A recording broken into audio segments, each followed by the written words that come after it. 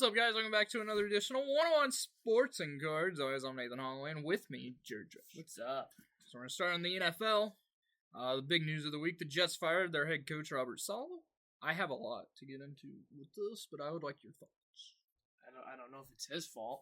It might be his fault. I don't really know. I don't watch the Jets. I think it's kind of the whole team. It's not his fault.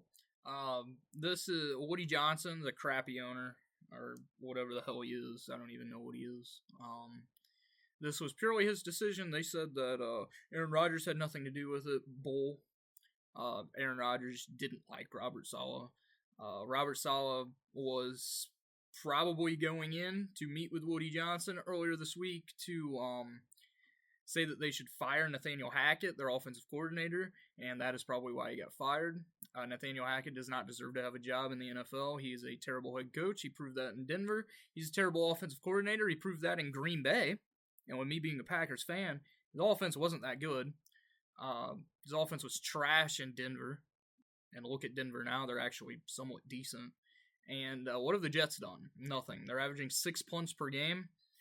They're averaging the same amount of points per game this season as last season. Last season, just to let you know, Zach Wilson played every game, and now you have, a future Hall of Famer, which he hasn't looked like a future Hall of Famer in years, in Aaron Rodgers. This is a bullcrap move. This was not Robert Saleh's fault. He's actually not that bad of a coach.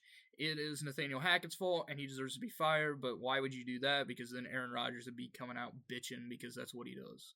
So congratulations for naming Aaron Rodgers your new head coach, because that's who is. It's not the defensive coordinator that you decided to name the interim.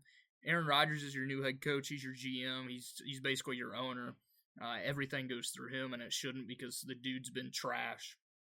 He hasn't been good since he left Green Bay. He wasn't good his last season in Green Bay. He's hurting his legacy right now. Nobody cares that he's won multiple MVPs. Nobody cares about a Super Bowl that he won back in 2012. People are going to remember this for the Jets. Great analogy would be, a movie can be great, but if the ending sucks, you're walking out disappointed. That is going to be Aaron Rodgers' career, because people are going to remember his crappy finish. Also, no team that has ever fired their coach midway through the season has ever made the playoffs.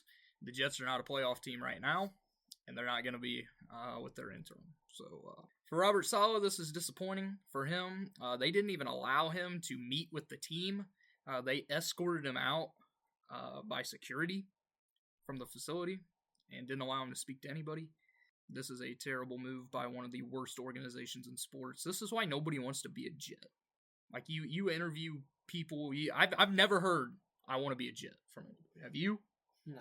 Nobody wants to be a Jet, except for Aaron Rodgers, apparently. So, congratulations to absolutely screwing. Your future's already screwed, because you don't have a quarterback after Rodgers. I'm going to guarantee you this Rodgers last year, probably because he's going to end up getting hurt behind that crappy line. Just a terrible situation. Derek Carr left the game against the Chiefs Monday night with an oblique injury. He is set to miss multiple games. The Texans play Nico Collins, the NFL's leading receiver, on IR. So he will miss at least 4 games. So this is a tough blow to the Texans. The Patriots are set to start Drake May this weekend against the Texans. Do you think this is the right move to start him over Jacoby Brissett? Why not? Jacoby Brissett he's ass. Dude's ass. He's been ass his whole career. Not a playoff team, so might as well try and see what he can do. I would have kept Brissett. Drake May is going to get murdered behind this offensive line. It's the worst offensive line in football. Either way, the Patriots, like you said, they're terrible. They're a terrible team. They're a terrible franchise. Ever since Tom Brady and Bill left, they've just been a terrible franchise. Jerome Mayo is a terrible, terrible head coach. Basically goes along with how he was as a player. The Raiders are expected to start Aiden O'Connell over Gardner Minshew this weekend. It's about time. Neither one of them is good. The fact that they paid Minshew all this money, and by week 6, he's benched for Aiden O'Connell. The Packers suspended Romeo Doubs for 1 game against the Rams last weekend for missing practices. I just put this on here because it's news for my team. I believe Romeo Doubs should be cut. He's not that good of a player anyway. Jaden Reed is so much better than he is. I don't get how you just decide to not show up to practices because you don't think you fit in the offense. They're not running plays for you when you've proven that you can't catch a ball. 3 weeks went by where, Jordan Love wasn't even in the game, and the Packers didn't throw much, so clearly you're not going to get multiple balls thrown your way if you're running the ball, which worked. So they won 2 of those games. This is just a bitch move. Clearly he doesn't care, and if I would have cut him. I would have cut him on the spot. It does not matter. He's still on his rookie deal, so you don't have to pay him anything. I don't think nothing of your rookie deal was guaranteed. And he's not that good of a player. You can easily replace him. I pray that we trade him or cut him, because this is a terrible move by him. So maybe get the ball thrown more towards him if he could learn actually how to catch it. Looks like me catching a football. The Steelers are set to possibly move to Russell Wilson as their starting quarterback over Justin Fields. Russell Wilson is back at practice. Mike Tomlin is having him run second-team reps. Do you think they should stick with Fields? Yeah. I also think they should stick with Fields. Fields is a better quarterback at this age. He can do more. Also, you may not say that, Justin Fields has had the best season. He's had a pretty good season. He has a higher QBR. He has more touchdowns than Brock Purdy. Brock Purdy has a much better team around him. Other than George Pickens, who does, Fields have to throw to, because the rest of that offense sucks. Najee Harris is a terrible running back, as I would know because I have him in fantasy. Somehow I'm undefeated with him as one of my starting running backs. Other than that, George Pickens also is very hit or miss because he's a little drama queen, as what you saw from last week from Sunday night whenever they lost to the Cowboys, whenever he decided to just, on that fumble recovery that ended the game, just grab the dude's face mask. It's amazing there hasn't been any fines for that yet. But I would definitely stick with Fields. Fields is the best option for them to win, and Fields is their future. Russell Wilson's not their future. Russell Wilson's going to be out of the league after this year. And he will not get into the Hall of Fame because he's not a Hall of Fame. Week 5 recap. The Falcons defeated the Bucs in overtime Thursday night. It was an absolutely amazing game. I didn't watch it because I was watching baseball. But this is arguably the best game of the year so far. Falcons won 36-30. Kirk Cousins, 509 yards, 4 touchdowns, and a pick. His 509 yards is the most in Falcons history, which broke Matt Ryan's record. Drake London had 154 yards and a touchdown. Darnell Mooney had his first real breakout game in Atlanta with 105 yards and 2 touchdowns. Baker played well on the other side, 180 yards, 3 touchdowns, 2 of which went to Mike Evans. But what a game! From looking at this game on paper, you wouldn't expect it to be like this. Yeah. On Sunday, the Packers defeated the Rams 24-19. Jordan Love, 224 yards, 2 touchdowns, and an absolutely horrific pick six. Still don't know what he was doing. Josh Jacobs, 73 yards, and his first touchdown as a Packer. Only took 5 weeks. Tucker Kraft, 88 yards and 2 touchdowns. Stafford had 260 yards, a touchdown, and a pick. And Kyron Williams, 102 yards and a touchdown. He has scored a touchdown in every game this season. The Vikings stay undefeated with a win in London over the Jets, 23-17. Sam Darnold did not have a good game, 179 yards and an interception, but it didn't matter because Aaron Rodgers had a worse game. 244 yards, 2 touchdowns, and 3 interceptions.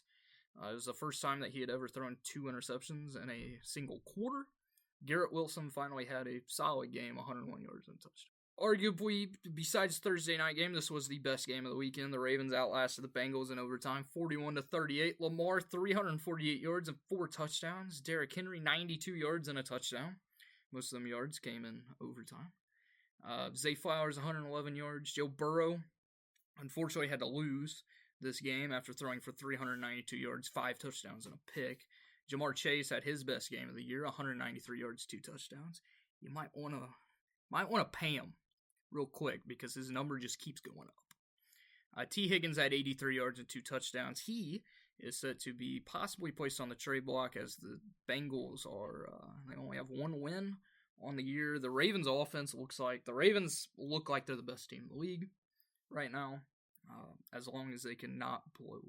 The Jaguars got their first win of the season on a game-winning field goal to beat the Colts 37-34. Trevor Lawrence actually looked like the Trevor Lawrence everybody thought we would see coming out of college. 371 yards, 2 touchdowns, and a pick. Tank Bigsby has replaced Etienne in the backfield. He had 101 yards, 2 touchdowns. Etienne's on the trade block.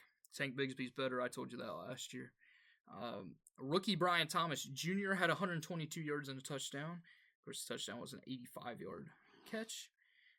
He went off on my bench. Joe Flacco, good old Joe Flacco, 359 yards, 3 touchdowns. Now it Pierce, 134 yards and a touchdown. With how Joe Flacco's playing right now, I would not start Anthony Richardson. No. Whenever he comes back. Joe Flacco makes the Colts up better. The Dolphins outlasted the Patriots 15-10, an absolutely terrible game that I pray nobody watched. Tyler Huntley, 194 yards and a pick. Ramondre Stevenson, 89 yards and a touchdown. Ramondre got benched early in the week because he had a fumble in every game.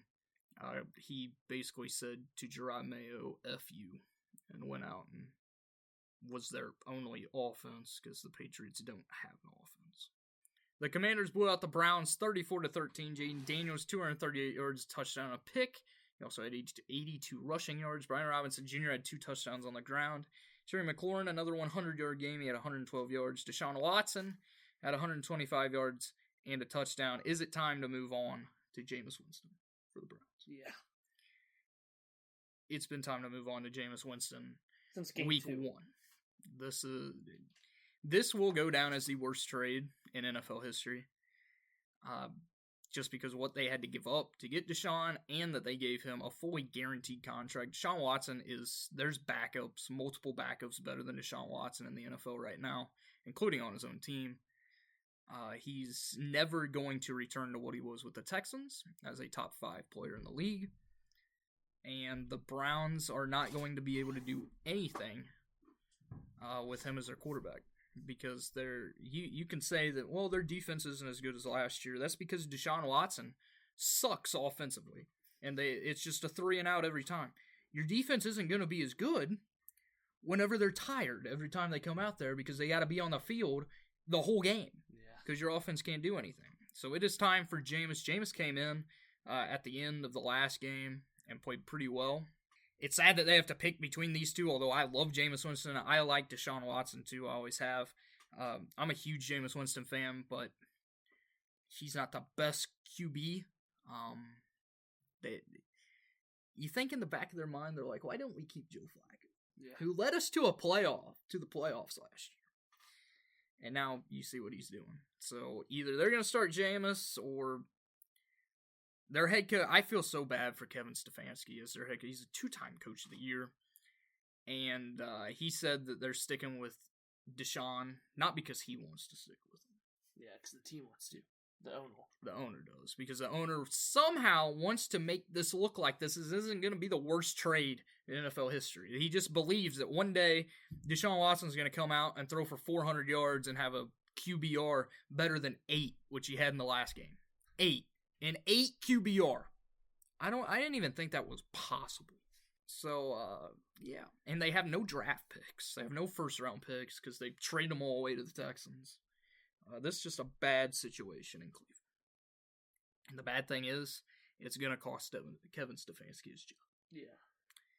Talking about the Texans, they beat the Bills on a game-winning field goal, 23-20, after, the Bills just decided to, I don't know what they were doing on that last drive. C.J. Stroud, 331 yards, touchdown, a pick. Nico Collins had 78 yards and a touchdown before he left with an injury. Josh Allen had arguably the worst passing game of his career. He went 9 of 30 for 131 yards and a touchdown. Also, their final possession, they got the ball within the 5. They became the first team in the final minute of a game that started to drive inside the 5 to throw the ball 3 straight times. They all ended up as incompletions. They were able to give the ball back to the Texans for them to set up a Miami Fairbairn game-winning field. So the Bills have struggled the last few weeks, and their offense is bad because Josh Allen doesn't have anybody to throw it to. Yeah. The Bears blew out the Panthers 36-10. Caleb Williams, 304 yards, 2 touchdowns. DJ Moore, I told you last week he would have a revenge game.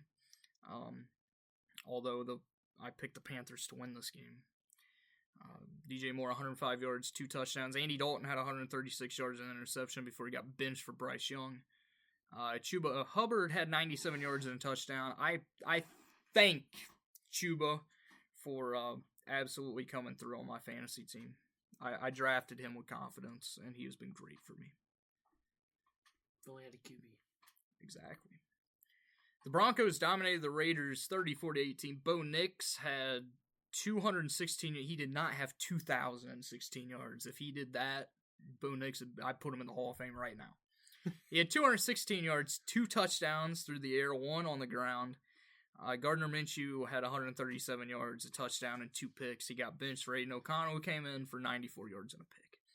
The Broncos, if their offense can continue to play like this, they have arguably the best defense in the NFL, probably behind the Vikings.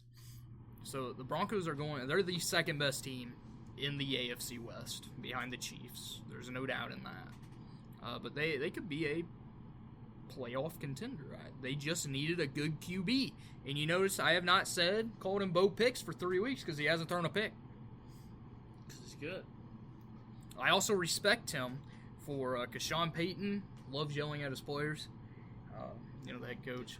And, whenever Russ was there, when Sean Payton was yelling at him, Russ would just, cry, basically, and just listen to it. Bo Nix yelled back at him. I respect that. I guarantee you Sean Payton didn't like it. But Sean Payton's also a terrible head coach. I mean, when he was in New Orleans, he paid players to hurt others. Yeah. So, the Cardinals came back to defeat the 49ers 24-23. It was a terrible, terrible loss for the 49ers. Kyler Murray, 195 yards, a touchdown, a pick, and a 50-yard rushing touchdown. That was on the third play of the game, I believe. Brock Purdy, 244 yards, touchdown, a pick. And Brandon Ayuk finally showed that he actually deserved the money at 147 yards. The Giants secured a win over the Seahawks, 29-20 after they blocked the field goal at the end. It was a 23-20 game, would have sent the game into overtime. They instead returned it for a touchdown. Daniel Jones is having a solid season, and nobody is giving him credit. 257 yards, 2 touchdowns. This was without Malik Neighbors, who was out with a concussion. Darius Slayton stepped up with 122 yards and a touchdown. Geno, 284 yards and a touchdown. Their ground game did not do anything.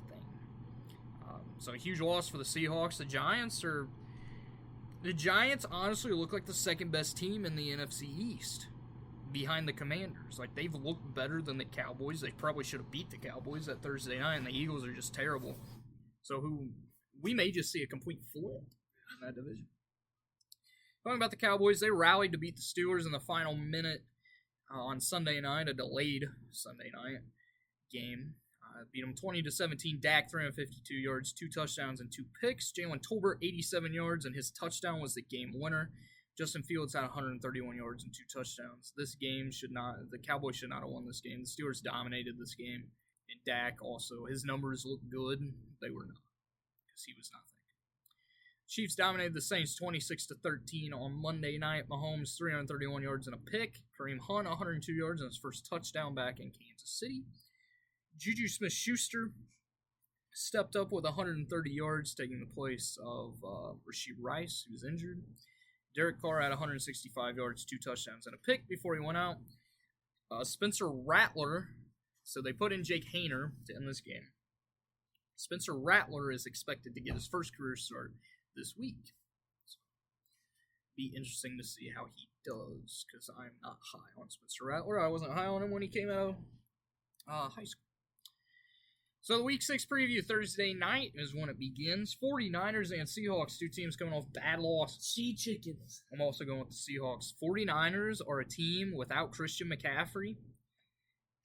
They're a team that could end up missing the playoffs. I could see them miss the playoffs. Cardinals and Packers. I'm going Cardinals. I'm going with the Packers, although this is going to be a very good game. The Cardinals are a sneaky good team in the NFC. Especially their defense is terrible, but their offense is great. Kyler Murray looks like the old Kyler Murray. He just got to deal with the thing that could impact this. Kyler Murray got to deal with Call of Duty. So, he may be focusing on the game too much instead of the game that actually matters, the game that actually pays it. Yeah. So I'm going with Green Bay. Jordan Love just cannot make stupid decisions like he's done the last 2 weeks. Chargers and Broncos. Broncos. I'm going with the Broncos. The Broncos defense is going to absolutely be horrific for the Chargers offense because Chargers offense is terrible. Jaguars and Bears. Oh, Jags. I hate doing this. I'm going to go with the Bears. The Jags have not impressed me. The Bears, Caleb Williams looks better. He couldn't look much worse than how he started, but they've also figured out the run game. DeAndre Swift back-to-back games with 90-plus rushing yards. I think the Bears are going to be able to carve up this Jags defense. Texans and Patriots. With the Patriots. I'm kidding. Texans. I'm going to go with the Texans. I am excited to see Drake May. I'm not excited to see him get killed. Yeah. Arguably the best game of the weekend, in my opinion. This is the third time ever that the reigning Heisman Trophy winner goes up against a reigning NFL MVP, the Commanders and the Ravens. They're the same QB. They'll pretty much plug and play the same guy. Jaden's better. No, it's not. I'm going to go with the Ravens. I'm going with the Commanders. The Commanders are going to find themselves at the top of the NFC. They're going to be a top 3 seed in the NFC entering the playoffs if they keep this going, which they can. And they can only get better because they have so much cap space that they can make multiple trades at the trade deadline. I said before the year, the Commanders are going to make the playoffs, and nobody believed me. You didn't even believe me. What can I say? What can I say? Still a lot left. You're going to tell me they're not going to make the playoffs in the NFC? You never know. The NFC sucks. Their division sucks. Unless Jaden Daniels gets hurt, they will be in the playoffs. Browns and Eagles. Eagles? I'm going with the Eagles just because they don't have Deshaun Watson. Bucks and Saints. Bucks. I'm going with the Bucks. This would be a tighter game if Derek Carr was playing. This is a tough team to make your first career start against for Spencer Rattler, so I'm going with the Bucks. Colts and Titans. Colts. Also going with the Colts. Joe Flacco is going to light up Titans defense. Steelers and Raiders. Steelers. Also going with the Steelers. The Lions and Cowboys. Lions. I'm also going with the Lions. Falcons and Panthers. Falcons. This is one of my upsets of the week. I'm going with the Carolina Panthers to win this game. The Sunday night game. Why this is a Sunday night game, I don't know. Bengals and Giants. Giants. This is my big upset of the week. I'm going with the Giants. The Giants have looked better than the Bengals. The Bengals' defense is absolutely terrible. Joe Burrow is a top 5 quarterback in the league, right? Yeah. Like, he's been playing like one, but his team just lets him down. Monday night is the Bills and the Jets. Bills. I'm also going with the Bills. I hope they absolutely demolish the Jets. Moving on to the association. The preseason began last week. There's already been multiple injuries that have happened, unfortunately. But next week we'll be doing our NBA predictions because we are 2 weeks away from the start of the NBA season. So this week you get to look at the worst teams in the Western Conference from last year and grade their offseason. So the Grizzlies, they added nobody, they lost nobody, they drafted Zach Edey. I gave them a B just because they didn't need to add anybody. They didn't need to get rid of anybody. They just need to get healthy. Yeah. And adding Zach Edey, you already saw in the preseason, Ja got hurt with an ankle injury. He's fine, but his connection with Zach Edey is already great. So I give him a B because although I don't like Zach Edey, and I don't think he's going to be that good, the Grizzlies are going to be a good team. They just have to get healthy. And remember that before everybody was hurt 2 seasons ago, the Grizzlies were a top 5 team in the Western Conference. So I'm going with a B. You agree? Yeah. Next is my San Antonio Spurs. They added Chris Paul and Harrison Barnes. They lost Devontae Graham. That's like losing nothing because he didn't play. They drafted Stephon Castle and Harrison Ingram. I give the Spurs an A just because, not because of bias. Yeah, It's not because of bias. Chris Paul is he's going to be a great mentor for all the young guys. He is basically another coach. He's also still a solid point guard at this age. And I'm giving Chris Paul a lot of credit right now. And you've never heard me give Chris Paul credit because if you've listened to this podcast or know me, You know I cannot stand Chris Paul, but he is going to be a great player with the Spurs and a key piece of the Spurs' run to a play-in spot this season. Drafting Stephon Castle, he's the best defender in the draft class. If he can develop a jump shot, he's going to be one of the best players from this draft class, which doesn't take much because it's not that good.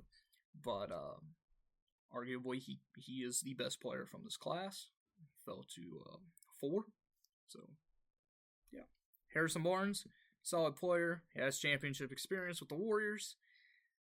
Just another vet to bring in. So, I love this. I'm also very high on Harrison Ingram. I liked him when he was at UNC. He's probably not going to play much because he's going to be in the G League most of the time, but still excited to see him. So, I gave him an A. Do you agree? B. Of course. It's actually an F. Yeah. Yeah, it's an F. They didn't trade Victor Wembanyama. Yeah. Terrible. Last is the Blazers. They added Denny Avdija. They lost Malcolm Brogdon, who is not a terrible loss because Brogdon is out 4 weeks with an injury right now. They drafted Donovan Clingan.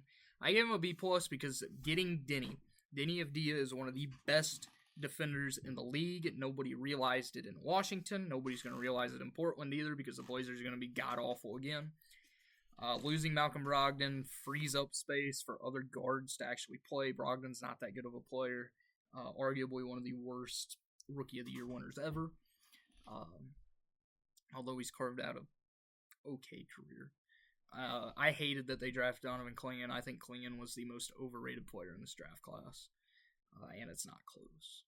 But I gave him a B+ just because Denny's a huge fit for a team that needs defense. It's also going to, their success is going to build off of if DeAndre Ayton can return to form, if Scoot Henderson can actually develop into the player that they thought he would be, and if Shaedon Sharpe can stay healthy, because Shaedon Sharpe's already hurt, and he's going to be out to start the season.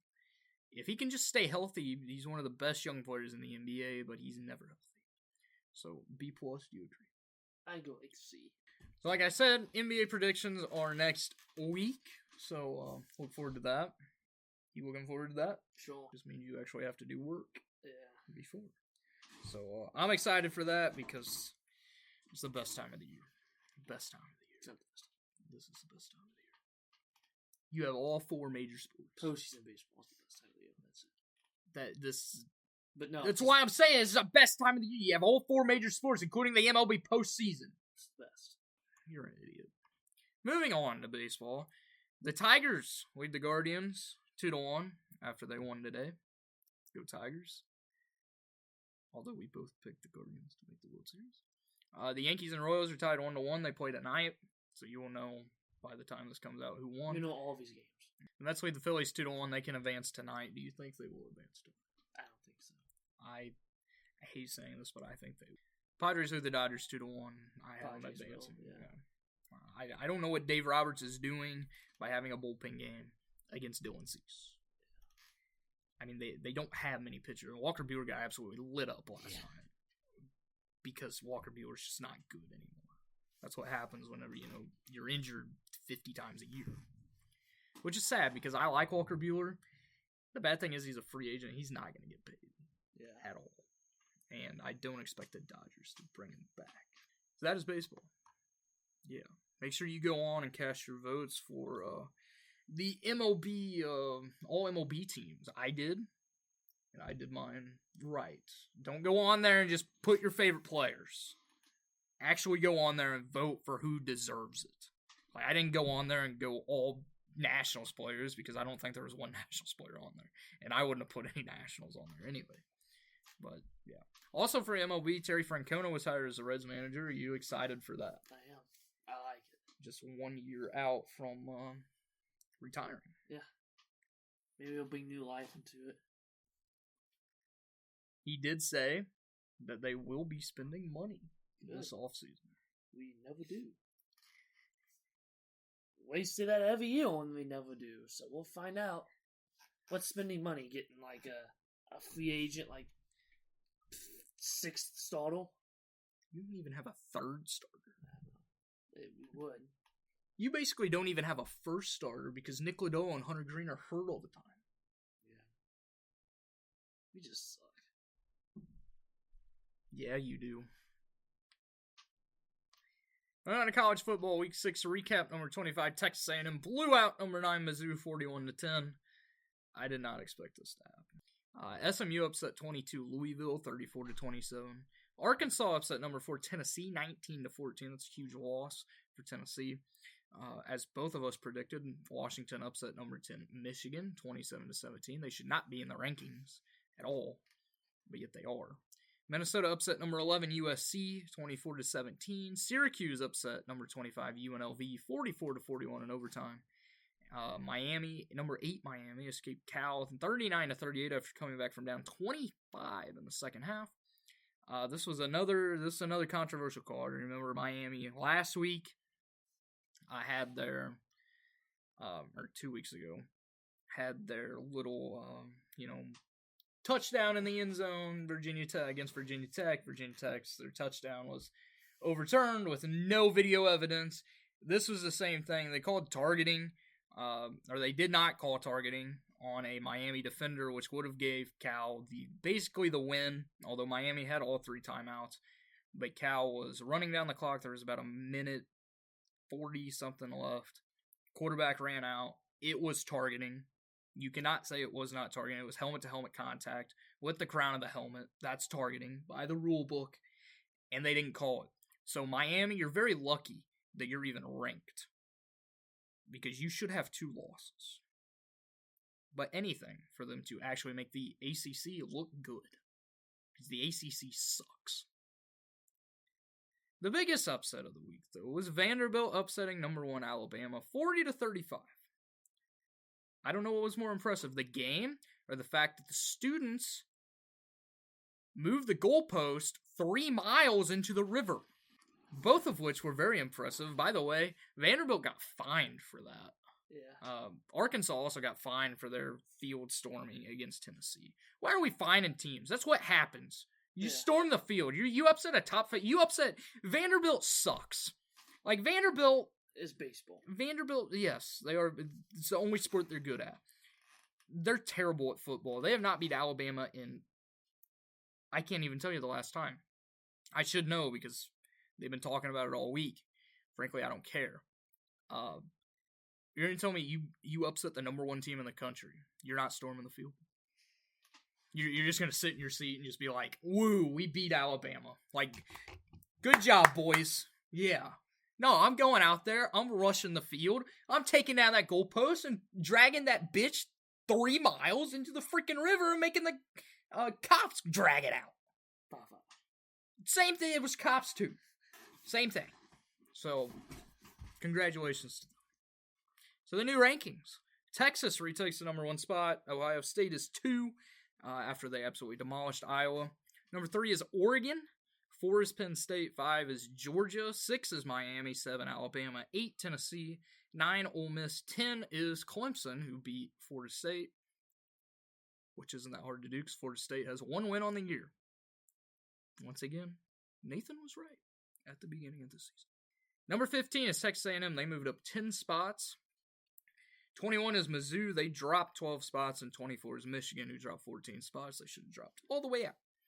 An update on the Heisman Trophy frontrunner, although nobody else will say this, or most people won't say this. Ashton Jeanty has 1,031 yards and 16 touchdowns. He did not play the second half of their game this week. Is he a running back? Yes. This dude is the best running back season ever in college football history statistically is Barry Sanders. His stats are identical to Barry Sanders right now. Already. He is having, at this point in the season, they are identical. Ashton Jeanty could have the best season any running back's ever had. Yeah. He could possibly be the best season ever in football history. And the fact that people are not talking about him in the Heisman race because you're too busy worried about, Carson Beck and Cam Ward, which Cam Ward has been great with Miami. He has been probably the best quarterback in the league. You can't talk about Jalen Milroe anymore after what just happened. I don't care if Alabama wins the national championship. This season will be remembered for them losing to Vanderbilt. And then, everybody just has to go with Colorado and Travis Hunter, which Travis Hunter is a great talent. He can play both sides of the ball. Ashton Jeanty's the best player in college football. So week 7. You thought 2 weeks ago was good. This weekend is even better. Week 7 preview starts 16 Utah and Arizona State. Utah. I'm going with Arizona State. Utah is not good. They are not good. Cam Rising is not good. He should be. This is like his 20th year in college football, but he is not. So I'm going with Arizona State to get the upset. The Red River rivalry for the first time as 2 SEC teams. Number 1, Texas versus number 18, Oklahoma. The last 3 times the Red River rivalry has happened, it has been a 1-score game. Texas. I'm also going with Texas because Quinn Ewers is coming back this weekend. This was supposed to be a top matchup until USC decided to get beat by the Minnesota Golden Gophers. Number 4 Penn State versus now unranked USC. Penn State. I like Penn State in this matchup, but USC is a good team.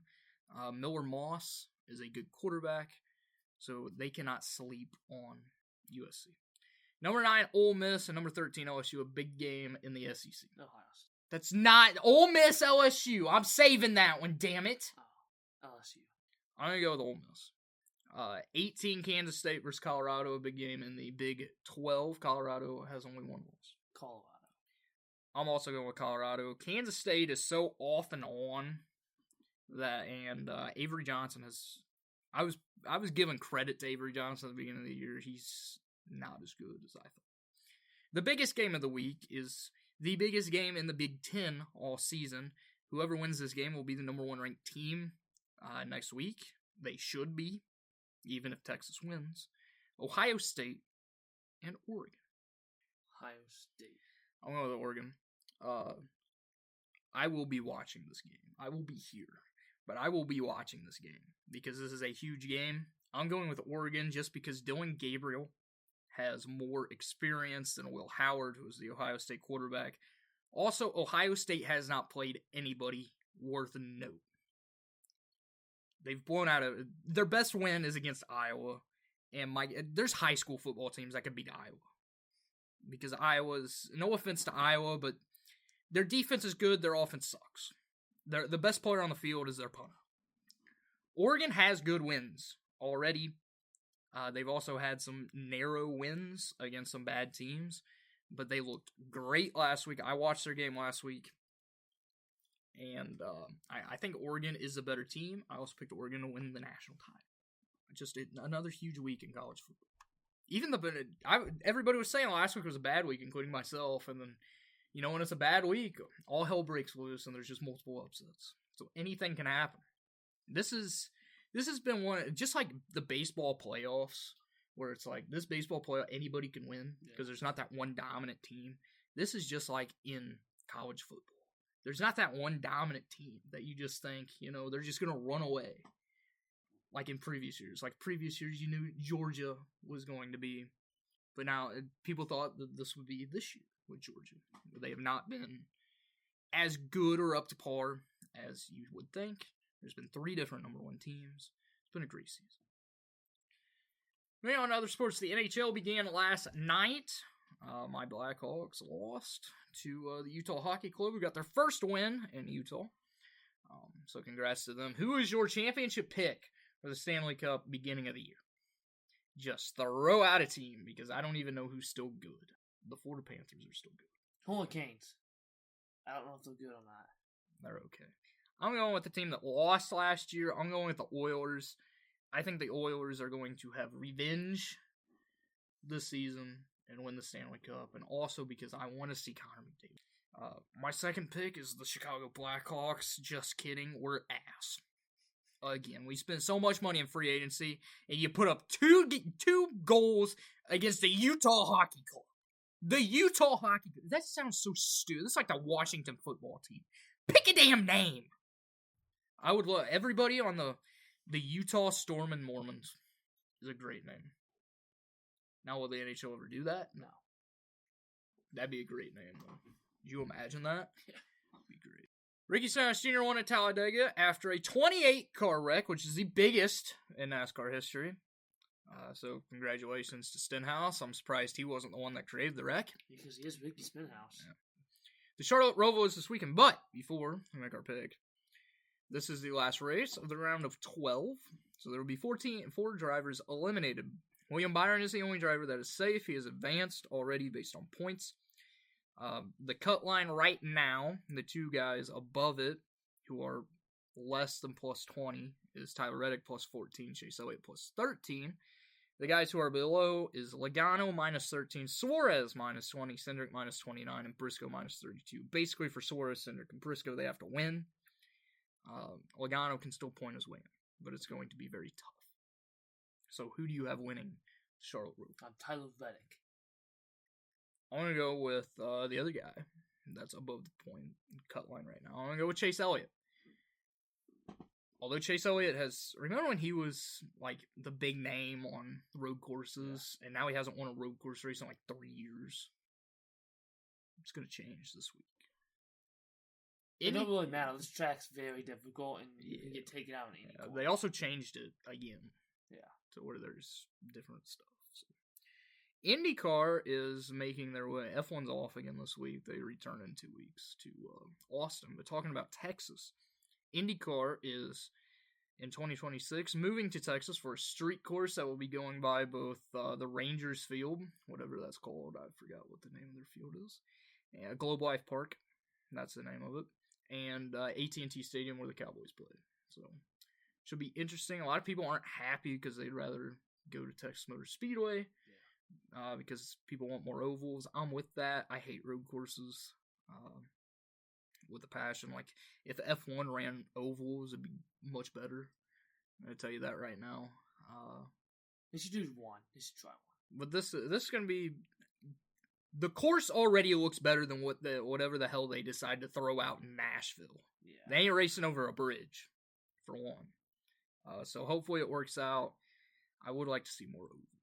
Small. Put on better racing. Nah, Talladega. Kill somebody through wreck. Take it back to Pocono. It's a great track, just not for IndyCar. Not even for NASCAR.